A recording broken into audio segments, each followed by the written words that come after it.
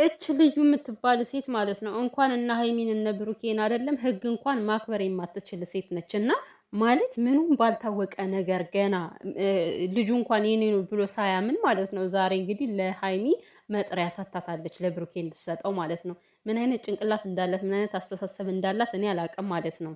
ሰላም ቤተሰብ እንዴት ናችሁልኝ? ደህና ናችሁ? ሰላማችሁ ይብዛ። በጣም በሚያሳዝን ሁኔታ እንግዲህ እች ልጅ እየጋለች ነው። በየቀኑ የምታደርጋቸው ነገሮች በቃ ስበብ እየፈጠረች ሀይሚን ማግኘት ሀይሚን ማቁሰል ነው የምትፈልገው ማለት ነው። እና እኔ ሀይሚ ያለችበት ስሜት እንዲህ ነው ተብሎ የሚገለጽ አይደለም። አሁን ላይ ነገሮች ሁሉ በጣም ከባድ ናቸው። በዚህም ብትሉ በዛም ብትሉ ለሀይሚ መወሰንም መተውም የማትችልበት ጊዜ ላይ ሆኗል ማለት ነው። ብሩኬን ትወደዋለች፣ ጨክና መተው አትችልም። እለየዋለውን ብላ ታስባለች እና በጣም ብቻ ውስብስብ ያለ ህይወት እያሳለፈች ነው ያለችው ማለት ነው። ሀይሚ ላይ እኔ ምን ማለት እንዳለብኝ አላውቅም። ግን ደግሞ ማለት ለእንደዚህ አይነት ሰው ማለት ነው አይናውጣ ለሆነ ሰው አይናውጣ መሆን ነው የሚያስፈልገው። ከዚህ ጋር አሁን ሀይሚ እርጉዝ ስለሆነች እንደዚህ ስለሆነች ትላለች። በመጀመሪያ ደረጃ ማለት ነው ሀይሚ ከዚች ልጅ ጋር እኮ አንቺ ምንም የሚያገናኝሽ ነገር የለም። ምንም ማግኘትም አይጠበቅብሽም። ለምን ስደውልልሽ ሁላ ስደውልልሽ ለምን አታድርም? ምን አስጨነቀሽ? አንቺ እንደፈለገች ትሁን። ለምንድን ነው የምታገኛት? አንቺ ለምን ታገኛታለሽ? ስታገኛት ጥሩ ነገር እንደማታወራሽ እኮ ግልጽ ነው።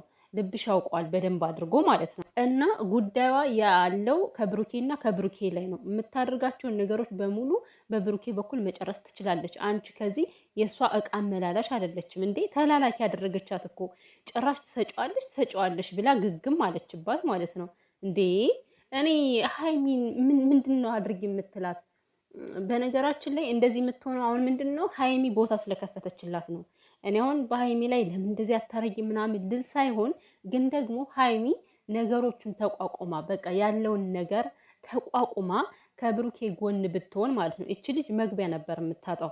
ግን ምንድነው የሀይሚን አንደበት እየጠበቀች ነው እየተጓዘች ያለችው። ሀይሚ በቃ እኔ ከህይወታችሁ ልውጣ፣ እሷ እኮ ትወድሃለች፣ በመካከላችሁ መግባት አልፈልግም የሚለው ቃላት ለዚችኛዋ ብርታት እየሆናት መጣ ማለት ነው።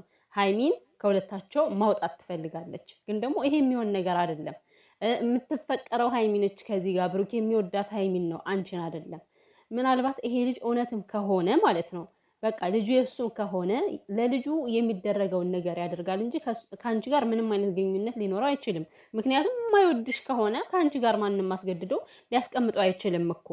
ህግስ ቢሆን አጽፍ የመጣው የምትለው ማለት ነው። ህግ ግዴታ እሷን ማፍቀር አለብህ፣ ግዴታ ከእሷ ጋር መሆን አለብህ ብሎ የሚያስገድደው ነገር ነው። ባለትዳር ቢሆን እኮ ችግር የለውም። አዎ ግዴታ ነው ተብሎ ሊያዝ ይችላል። ይሄ ልጅ ባለትዳር አይደሉ ልጁ የኔ አይደለም እያለ እየተከራከረ ነው ያለው። ሄዶ አሁን መጥሪያ ማምጣቱ ለምን አስፈለገ? እንዴት ነው የምታስቢው? በቃ በየጊዜው ሲገናኙ ሀይሚና ብሩኬ በቃ መለያየት የለብንም ብለው ሲያወሩ የሆነ እየጦዘች መጣች ማለት ነው። በቃ ንዴት እያቃጠላት ስለዚህ ሀይሚን በየጊዜው ማግኘት ትፈልጋለች። እና ሀይሚ እች ልጅ እያደረገች ያለችውን ነገር በደንብ ታያለሽ። እንግዲህ ፍላጎቷ ሀይሚ እንድትወጣ ነው ከመካከል ማለት ነው። ስለዚህ እኔ እንጃ ለሀይሚ ትንሽ መረጋጋት